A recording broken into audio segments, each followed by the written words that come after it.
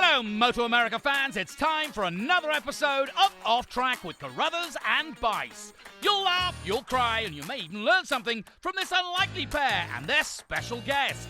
The mic is yours, Paul and Sean.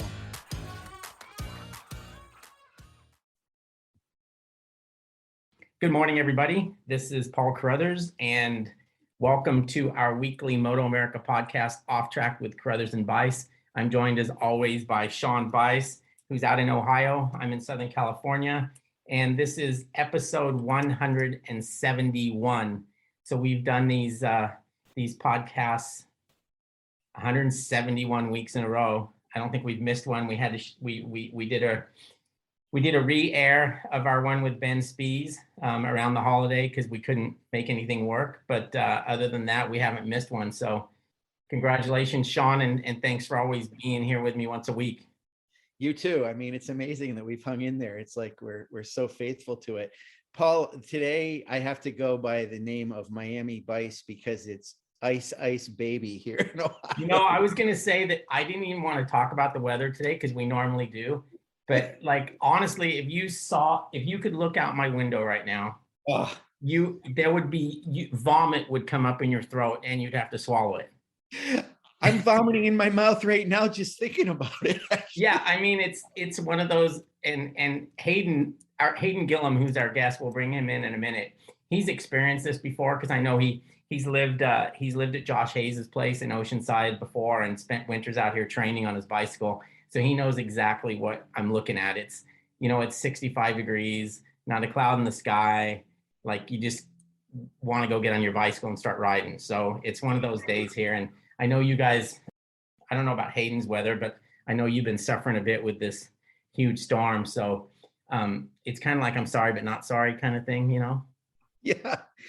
Yeah, most times it's like how we get 4 seasons. It's so beautiful, and it's like then you get in February. I swear it's the worst month of the year. It's just always that way. And I always say it's the shortest, but it's the longest because we have to get through this junk, you know. So, but yeah, I bet you Hayden's got some stuff going on down there. I mean, they're getting weird weather as far south as Texas, and there's this weird band between rain, ice, and snow. So when we get Hayden on, we'll have to ask him which part of that precipitation he's getting. But anyway, so you're probably really looking forward to going to Daytona. I know Daytona is a big deal for people back that way that have bad winters, more so than here, obviously, because I know from all those years I went to Daytona, it was always a big deal. I mean, it was guys taking their bikes out of storage and getting down to Florida and enjoying the sunshine. And it was kind of like, it was a real spring break type feeling for those guys. I imagine that's going to be the similar situation for you. Yeah, huge. I mean, when we've had the test at COTA that's always a little bit later. That's like in, I guess, sometimes April or whatever. But yeah, I mean, having Daytona back on the calendar and having it where it is kind of early in March, it really feels like when you're down there, it's a real big escape because up here, there's still some more time where it's still not too good, and especially further north of here, it's almost midwinter break for Daytona, and that's why so many of these biker guys, come down from the Northeast or want to race there in clubs up there too. I mean, it's just such a way to get away from it all, and Daytona is pretty consistent. It's been weird at times though, Paul. I mean, it's interesting reading your weekly compendium of all the past 30 episodes of the Daytona 200, and that one time they had it at night and it was so cold. I remember Josh Heron talking about how his fingers were cold, but most times the weather is pretty decent for that thing for so early in the season. And what the 500 is coming up here pretty soon, so that kind of gets things kicked off too. But yeah, Daytona is absolutely a rite of spring, no doubt about it. All right. Well, you have bad weather, but you're not paying $5 a gallon for gas. So that's true. That's very true. There's that. All right. Well, our guest today, as we mentioned earlier, is Hayden Gillim. Last year, you can never forget Hayden because he's a good boy, and he was showing up and doing some baggers races for Terry Vance on the Harley-Davidson bagger. And then he showed up at Pitt Race for Disrupt Racing on a GSX-R1000. And just like that, I mean, this guy basically came off the couch, off a real job, and put it on the podium. And that podium was, there was he could have won that race. I mean, he was in the hunt the entire time. Yep. So I guess that showed those guys on that team that he still had it, and he's got an opportunity to do a full season of MotoAmerica. He's going to do Superbike and Stock 1000 on GSX-R 1000, Suzuki, obviously, and he's also going to do the Daytona 200. So I don't know about you, Sean, but it makes me extremely happy that we can have Hayden Gillim back in our series. Very happy. I mean, it's just, I told Jesse Wilka, the owner of that team, we were talking about it last night, and I said, I can't even tell you how delighted I am, and we all are, to have Hayden back with us. I mean, Hayden as a person is tremendous, but as a racer is just as tremendous. In watching him race, I mean, when he used to race against JD, and then they come in the press conference, and it's like these dudes live together, and they're sitting right next to each other, and it's like you think it's going to be suddenly the Hatfields and the McCoys or something, but they always manage to get through it. And I just love that. It's funny to me because, I mean, there's guys that are just motorcycle racers, and I put Hayden Gillim into that category where he just, you could put him on anything and not even give him a lot of time on the thing, and he would go out and show well. So, and obviously that's what he was able to do at Pitt Race. He just, I mean, I hate to say it, but I mean, if I was one of those guys that got beat by him, and I'd been doing the whole season, and I had my program together and my bike sorted out, and a guy just showed up off the couch on a non-familiar bike and beat me, I don't know what I'd do, but I wouldn't be real happy about it. Yeah. But anyways, let's bring Hayden in. Hayden, first of all, thanks for joining us, and congratulations on being able to come back to MotoAmerica full time and quitting that day job of yours and being a racer again. Thank you. Yeah, I'm happy to be back in it. It's going to be a change. I tried to get out of motorcycle racing, and it sucks you back in, and so it does. It's going to be interesting. My dad's always said, because obviously he used to race, and he said, when you're not racing anymore, you realize that, like, there's no better job than getting paid to race a motorcycle. Exactly. So I think that's the situation you're in, and I think, I correct me if I'm wrong, but when you don't have the opportunity and then suddenly you have the opportunity, it's better. Does that make sense? I mean, do you feel like, oh my God, I can't wait to get started, and all the things maybe you complained about in the past, you're like, those aren't even issues anymore? A little bit. I know for me, I got burnt out, and at the end of 2019, I was kind of over it and tried to sell a bunch of my stuff and got rid of most of my bikes, and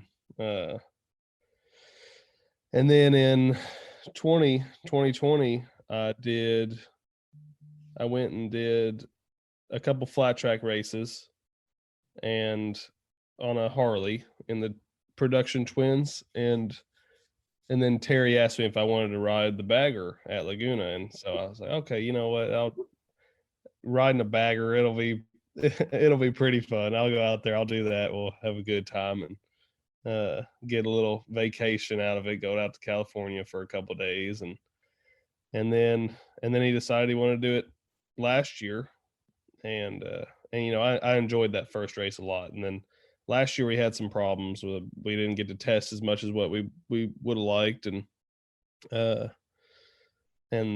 we ran into a lot of problems. And then I did a couple endurance races with Twisted Speed Racing on a Suzuki with Brad Burns and Taylor Knapp and those guys, and then I got the opportunity to go ride at Pittsburgh, and I was like, yeah, sure, I'll go give it a go. I'll go see what I can do. And my boss that I was working for, he's a big fan of racing. He's a big fan of mine, and it's actually my best friend's father-in-law.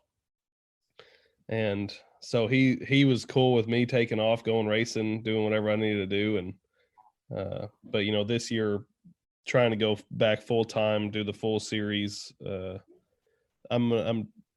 had to kind of make the decision on whether I wanted to do it kind of half-ass or or full steam ahead and put everything I could give to the program and everything. So, I made the decision to quit working and spend more time on the bicycle, running, riding, doing all that so I can make the most of it. Yeah, I've actually seen that. I saw your Strava kick back up again. I'm like, wow, Hayden's getting on it. Yeah. I went and bought a smart trainer. I got a TAC X for the back of the bike and got Zwift, and the weather isn't super awesome to go ride bicycles outside right now here. So been and I've always hated riding inside. I've always hated working out inside. I wanted to be outside in the weather. And so the Zwift stuff, I've never tried it before, but it's been, man, it's cool getting on that stuff and actually riding with other people and getting your butt whooped whenever you haven't been riding in 2 years. And I bet it's a good time. So Sean, just so you're a little clear on this, when he would come out to stay at Hayes's place in Oceanside, this guy would ride bicycles more than anybody I've ever seen. Now, I haven't hung out entirely for a winter with JD Beach, so I don't know what kind of miles he puts in. I mean, I see him on Strava every once in a while, but JD seems like the type of guy that doesn't always put it on Strava. But Hayden would just randomly ride from San Diego to Orange County and ride back and ride to who knows where, but he was constantly on that bicycle, and that had to have been the fittest you've ever been, was it? I wouldn't say I was really fit on a bicycle, but at that time I was drinking a lot, and so I was like drinking milkshakes and stuff all the time and eating ice cream and everything. So I went and rode bicycles all the time just to keep all that weight off. And right. And like I was out there, I didn't, other than Josh and like Jake Lewis or whoever else would be out there, I didn't have anybody to really hang out with. Mm-hmm. I'd go get on a bicycle just because I had nothing better to do. Right. And it's like I growing up in Kentucky. Where I'm at, it's Western Kentucky, so it's all just flat and farmland and everything.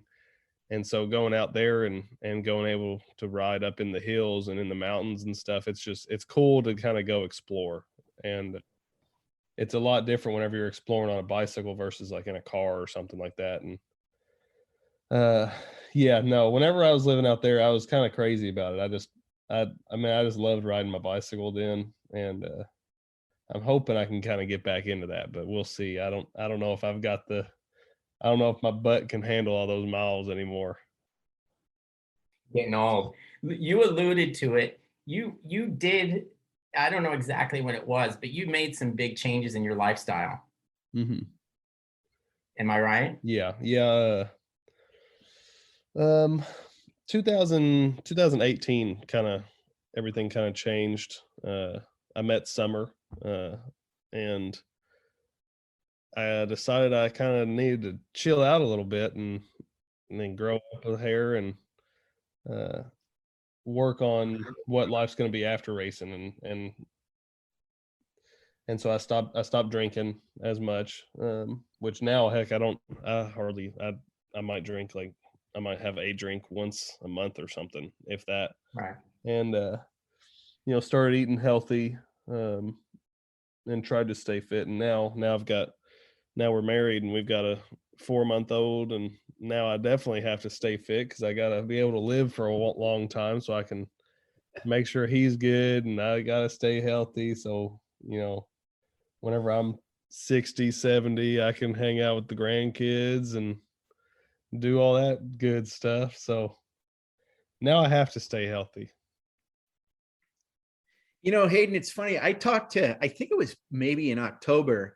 I talked to JD. I got in touch with him because I think I got congratulated him when he mentioned that he was back with Estenson, and I got in touch with him and said, awesome news, of course, but at the same time, lamenting the fact that he wasn't back in our series. And he said, he'd look for some options. And he said, but Hayden's going to be racing.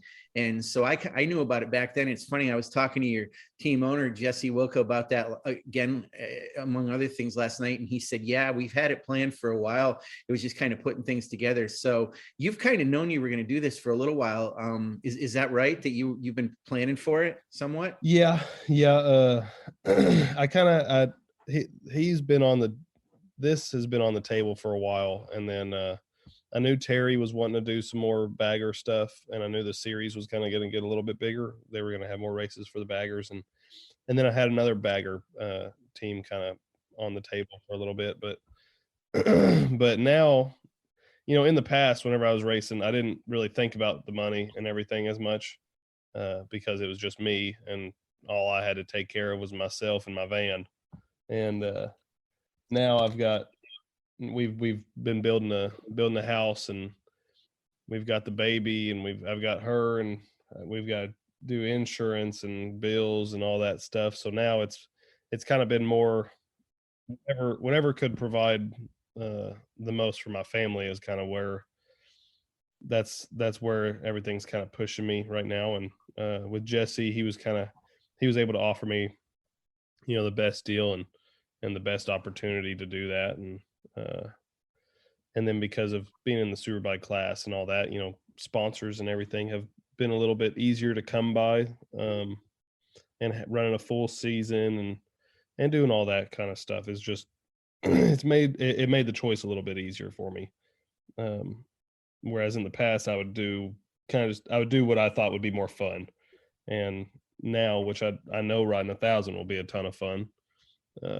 I will most likely get my butt whooped on every occasion, but yeah, I'm looking forward to it, and we haven't got the Superbike program figured out quite yet as far as what bikes we're running and everything, but I know if we get to the point where we have full-blown Superbikes, it's going to be awesome. I've my whole life I've always wanted to ride a real Superbike, and so having the opportunity to possibly do that this year is really cool, and that made the decision really easy for me. I've always wanted to ride a Superbike.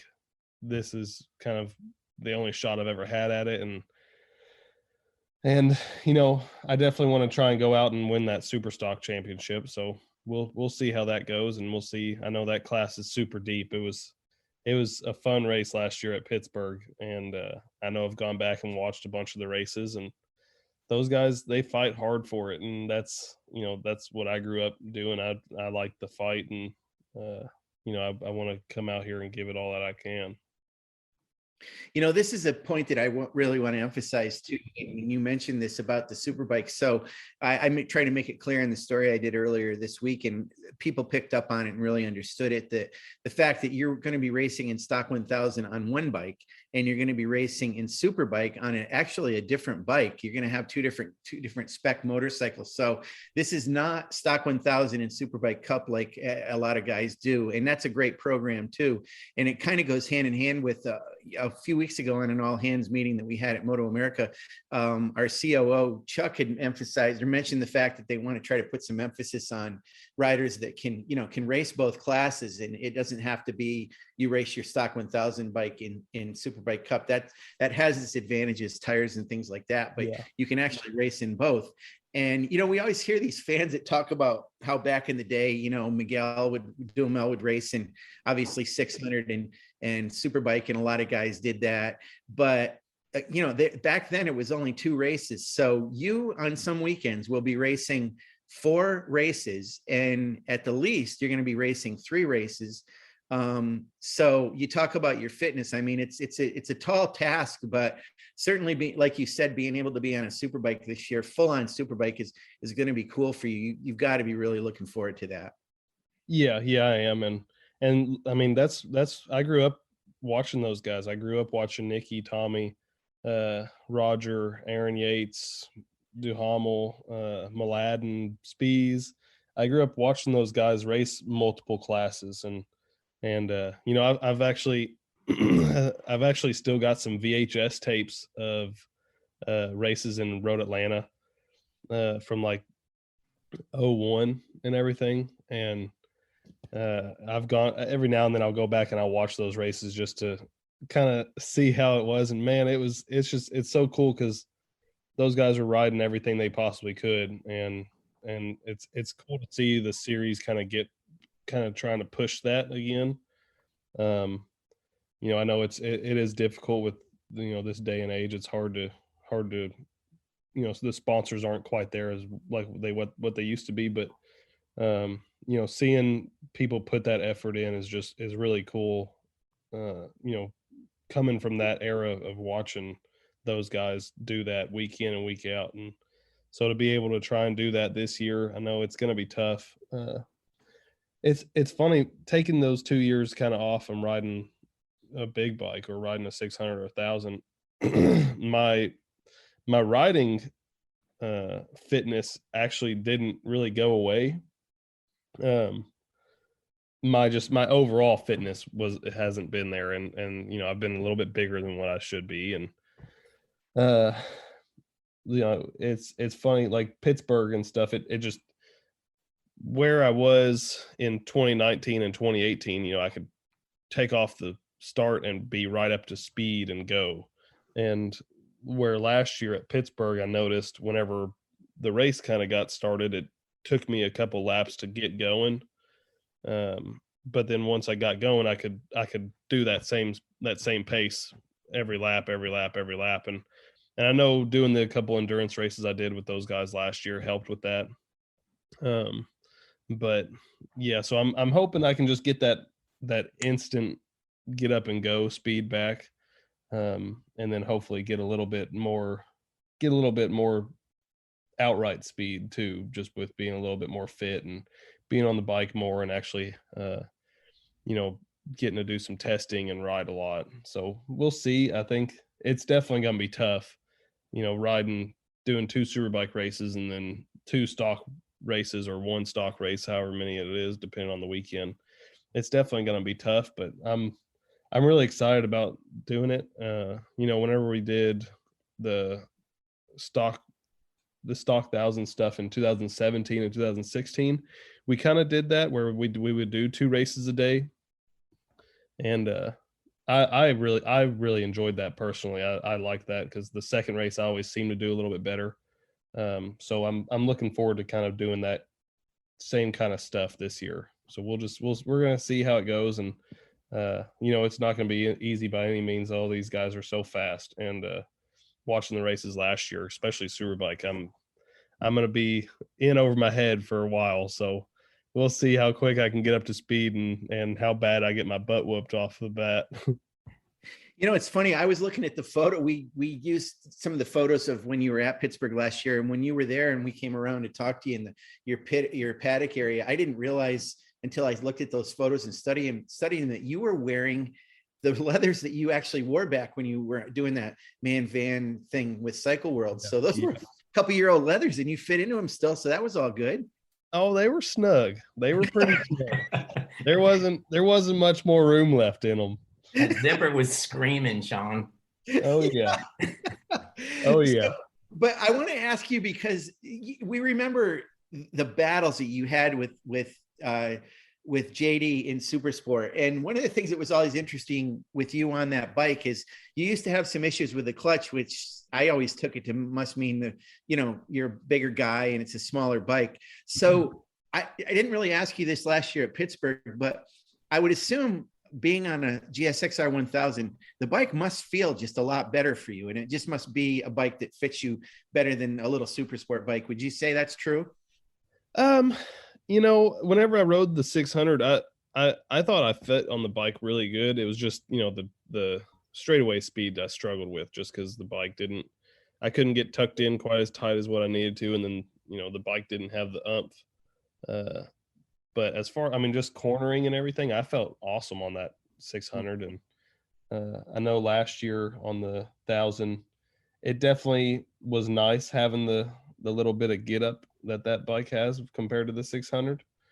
And I've I've only ever raced, as far as thousands go, I've only ever raced a Suzuki. So it was kind of a known bike for me. So I was able to hop on it and go pretty easily.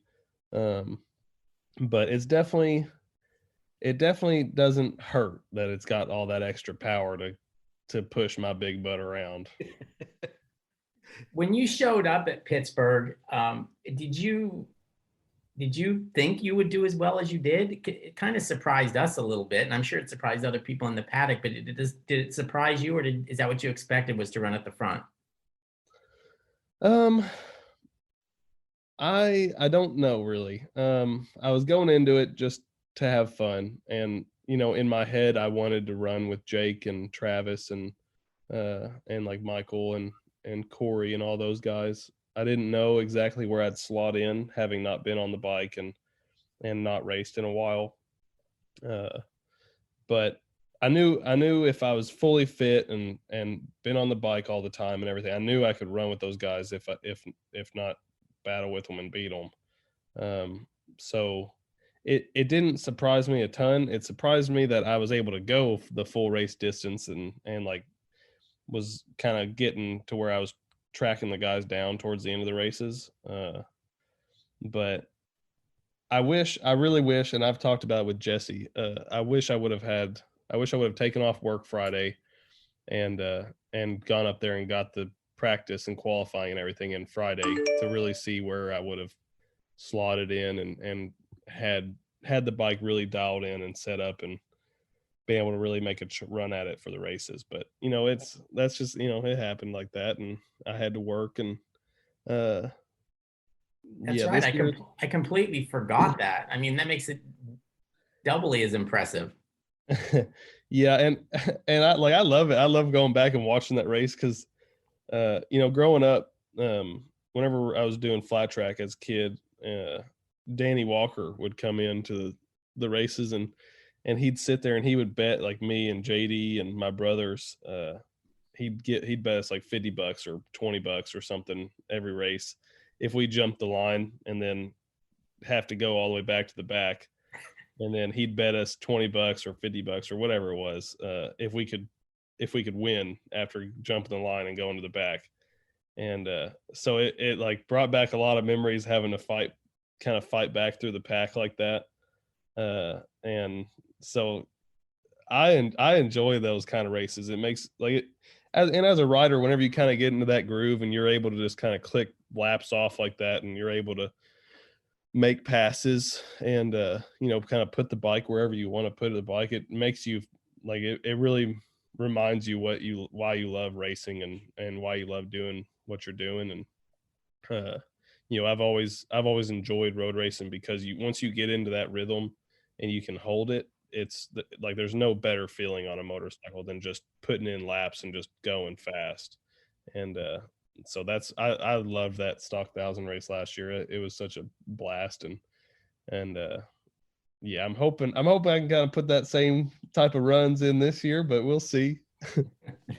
Okay, I've been, as Sean mentioned earlier, I've been doing these series of stories where I look back on Daytona 200s, and I'm kind of at that point where it's like, Bobier and Gagne and JD and those guys, Garrett, those guys are the guys that are at the front in the Daytona 200.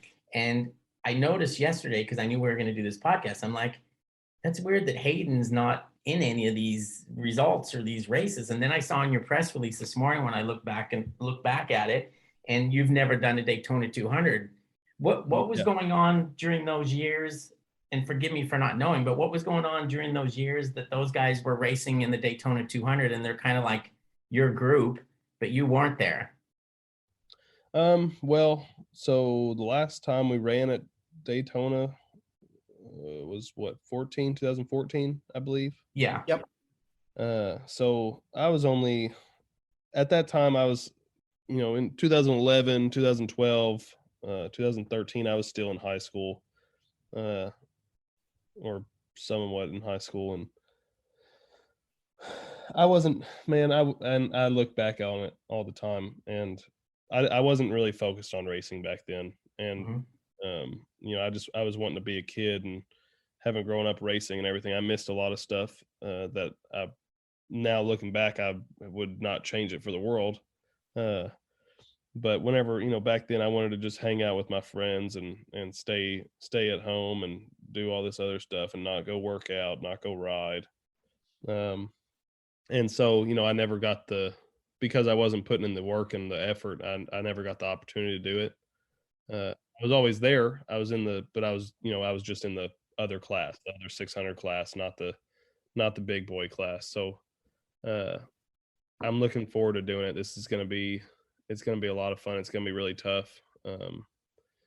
And like I said, right now I'm big. I'm bigger than I need to be, which I'm always bigger than I need to be. I need to always be smaller, but especially for a 600. So that track, it's a big horsepower track, and I've never done all that great there, but I've also never really worked all that hard to do great there. So we'll see how it goes. I'm looking forward to it, and I'm looking forward to riding with all the guys that are going to be out there. I know it's going to be a lot of competition, a lot of fun, and I'm interested to see how this new rules package and everything, how all the bikes what bike ends up being kind of at the top by the end of the day. And it's going to be interesting for sure to see who's at the front, who's kind of mid pack, who's where, and what bike's going to do what.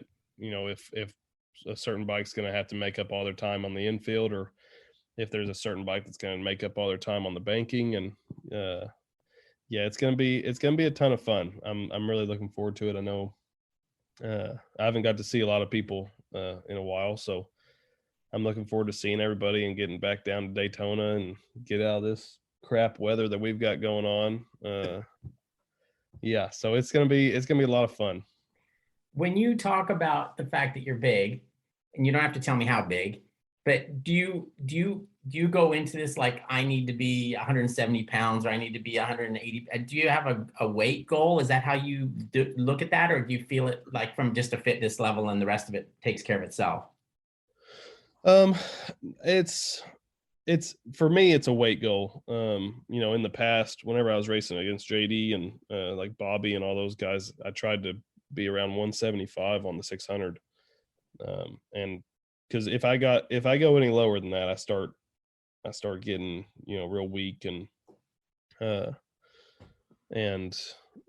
I start losing strength and everything. And so I'm trying to go into it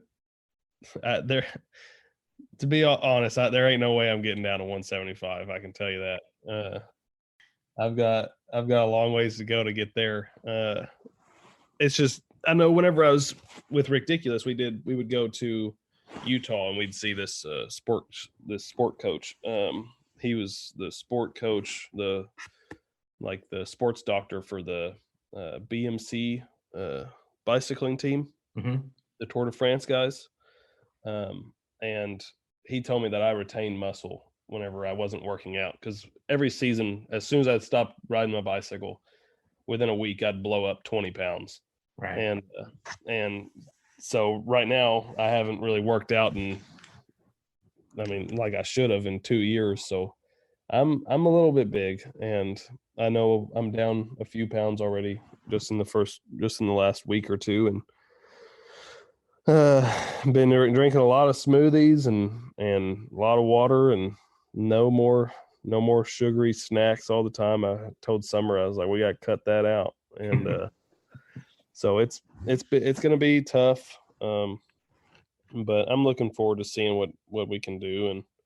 And I know with the rules package changing and the bikes being able to be a little bit faster, I'm hoping that helps a hair. But like I said, it's the 200, I want to go and I want to win. I know right now for me it's a tall order. But for me, really, the 200 is one of those bucket list things as a racer that you want to do, and having the opportunity to finally do it after being pro for the last 10 years. It's really exciting, and I'm glad that I've finally got a chance to go do it, and hopefully, if everything goes good and we have a good result, and we can build off of that and look towards next year's 200 and see if we can make a real run for it. Or heck, I don't know. We might end up going down there and winning the whole thing. Who knows? But that's right. You don't know.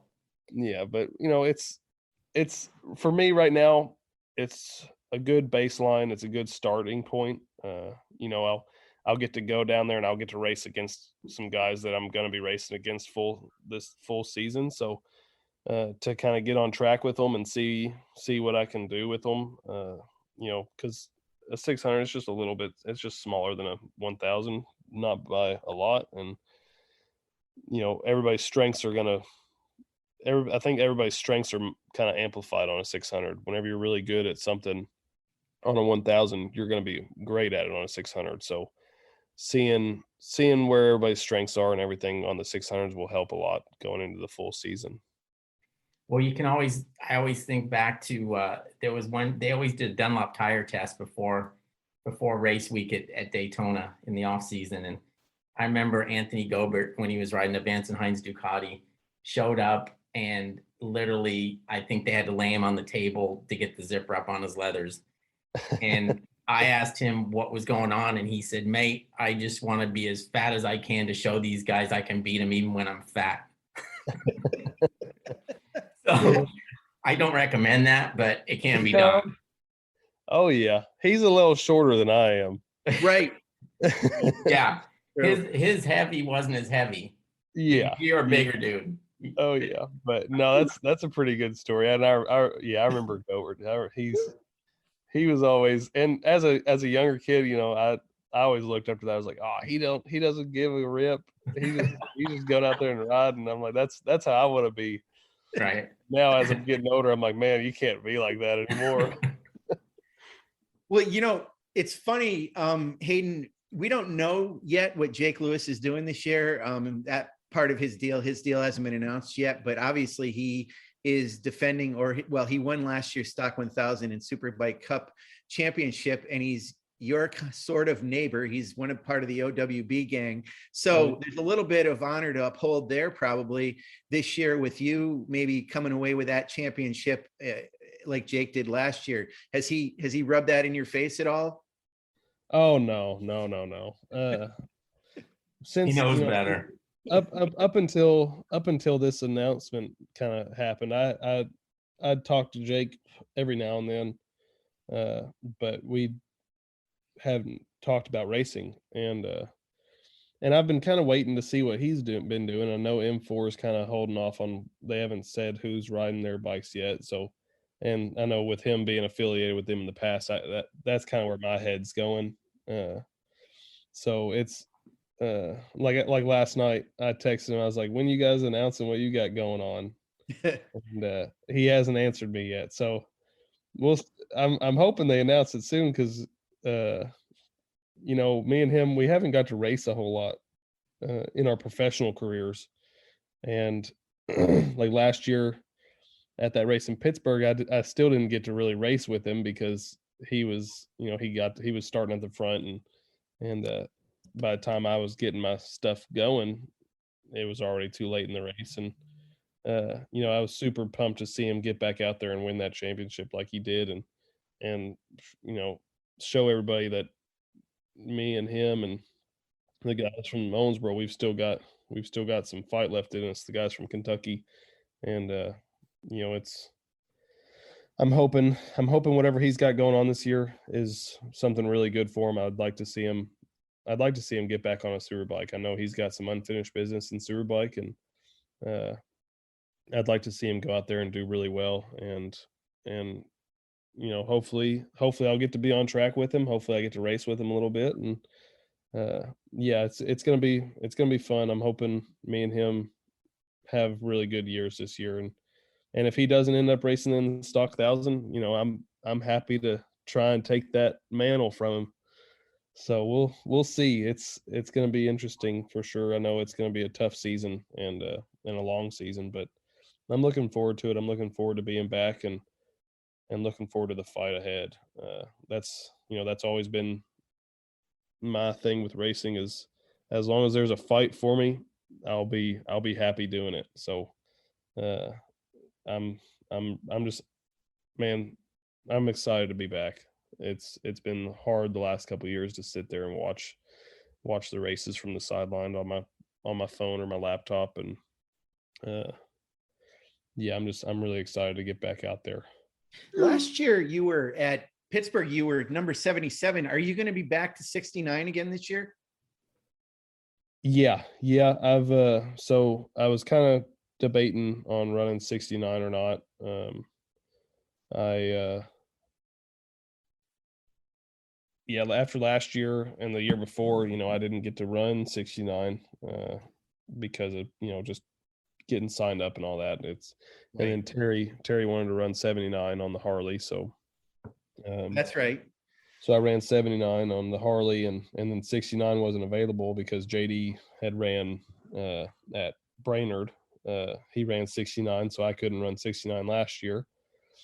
And so I ran 77, and then this year 69 was available. I thought about running 95 just in case JD ever wanted to come back, then I'd have it. But yeah, I think this year I'm running 69, and I think just from the way things have gone, I think this will be my last year running 69 full time. I know just with Nikki having passed a few years ago and now Uncle Earl passing away, I think it's time for me to hang up 69 and let it lay to rest. You know what though, Hayden, as a fan, I mean, I'm sure Paul feels the same way. We're thrilled that you're doing it. I mean, it's obviously such a testament to Nikki, but now, of course, your Uncle Earl, that you're going to continue that number. And I'm glad at least you're running it for this year and give it its due justice, because those guys would always want to see that number on a track somewhere. So that's a huge honor that you're doing for that family, and for your family, I should say. Good job. Yeah. I'm planning on putting it at the front as much as I can and give it a good send off for me. I want to ask you a little bit about King of the Baggers last year. So we recently had Kyle Wyman on, and it's interesting. So he's given up Superbike for a little bit to go into King of the Baggers full time. Of course, he's a factory Harley-Davidson rider, and it's a dream for him having such a heritage in his family with Harley-Davidson. And you did have that one race at Pittsburgh in Stock 1000, but you've raced a couple of years in King of the Baggers, and now you're switching over and you're going to be in Superbike. So you're kind of doing the opposite of what Kyle did. But I do want to talk about your time in King of the Baggers and riding that bike. What was it like? Did you enjoy riding that? And did it feel like a proper race motorcycle when you were going around the track on that? Yeah. It honestly, those bikes go around the track a whole lot better than what you would think. I know with the Vance Hines guys, the biggest problem with us was we didn't, Harley and Terry kind of split ways. And so Terry lost a little bit of funding. So it was a little bit difficult last year because we didn't get to do all the testing we needed to do. In Atlanta, we had so many problems that the only session I even got to ride was the race. And it was me and one mechanic, Mike, working on the bike. I got to help him swap a couple Harley motors, and those things are 170 pounds, and so we had some difficulties in Atlanta, and then MotoAmerica, we had a couple problems, but we ended up getting it on the podium, which was through a little bit of luck. A couple guys broke. And then Laguna, we actually got our first full weekend of the bike running really good. And, already that was the last race of the season. And then by then everybody was going so fast at Laguna last year. And it was just such a difficult race. And, there was still a lot of stuff left that needed to be done. Like our rear sets were still kind of up in front of us in the traditional bagger position, where everybody else had moved theirs back more like a race bike. And I know that gave everybody a little bit more ground clearance, and swapping side to side on the bikes is easier like that, because ours, we were kind of having to pull ourselves up and then move side to side and then kind of let ourselves back down. So it was kind of wearing us out a little bit. And I know I talked to Taylor Knapp yesterday about it, and he's already got to go test the bike a little bit. he said they've made some good changes on it. He said they've still got quite a ways to go, but he said they've changed a bunch of stuff, like moved the rear sets back, and I know he said something about they got some new suspension for it. So I'm hoping they do really well this year. It's a bummer that I'm not able to be on it with them. I loved working with those guys, and Terry welcomed me with open arms, and I loved working with Terry, working with Mike, working with Gene, and all the guys over there. I really enjoyed it, and I mean, I would definitely ride a bagger again. They're honestly, they're so much fun to ride around the track. They actually track really good, and they're pretty smooth for the most part. Some little bumps here and there will kind of throw you off a little bit, but I mean, I understand why Kyle's making that switch. I'm sure not having to run his own program, that all that stress of running your own program.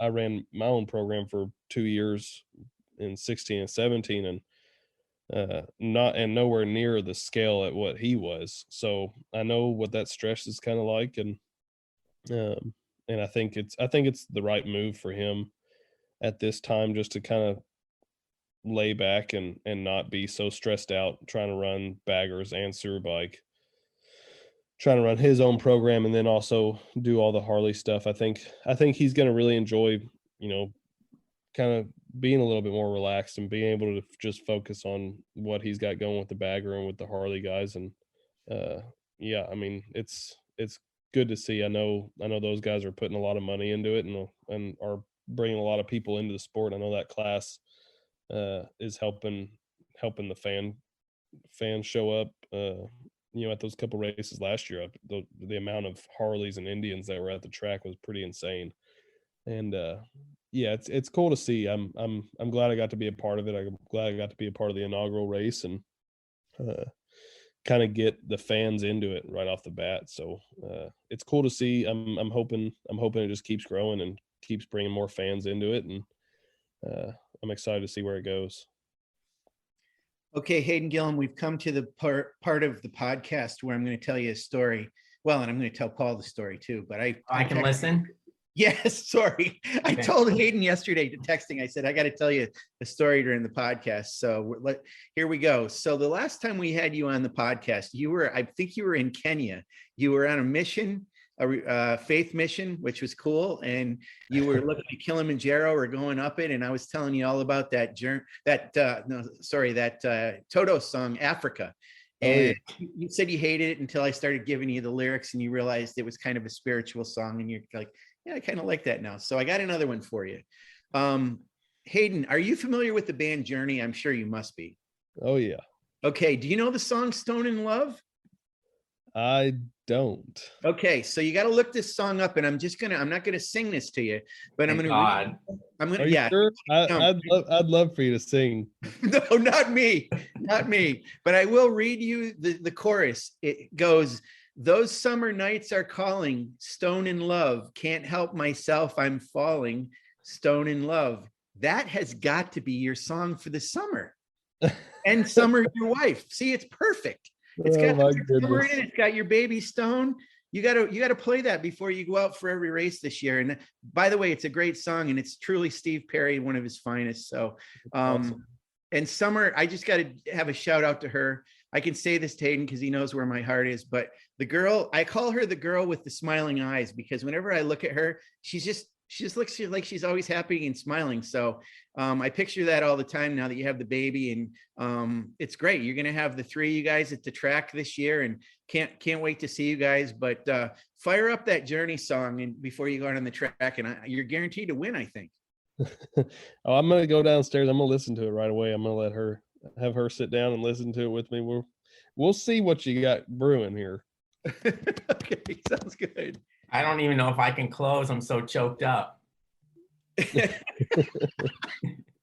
Well, I mean, listen, his wife's name is Summer. The baby's name is Stone. I mean, it's such, and Hayden. I mean, it's like just a cool grouping of names. They sound like a bunch of motorcycling hippies, I guess, which is fantastic. There you go. It's all good.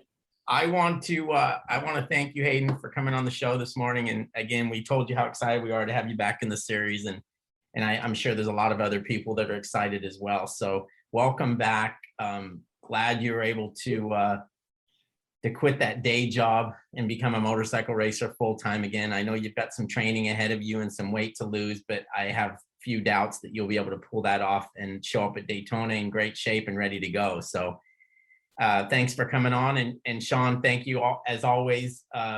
Thanks for the story there at the end. Now it's going to make me go listen to the damn song. Hey, I appreciate it, guys. Thanks for having me on. I'm looking forward to seeing you guys and working with you guys and being back at the racetrack. Yeah, I'm sure you're going to be in that press conference every race. Absolutely.